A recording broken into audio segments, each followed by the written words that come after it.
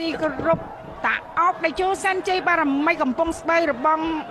អាយដាមអ៊ុននឹងចាក់ខ្សែទឹកខាងក្នុង7មករាខ្សែទឹកខាងក្រៅកំពុងតែនាំមុខទៀតហើយ7មករា2ថ្ងៃកន្លងមកហើយគឺគាត់បង្ហាញនៅឆន្ទៈដ៏មូមុតនាំមុខទៀតហើយ7មករាដែលយើងមិនអាចបំភ្លេចបានចាបងប្អូនតែមានចំណាស់ខ្ញុំចំណាស់បង្ហួតអីបើភ្លេច7មករាចប់ហើយ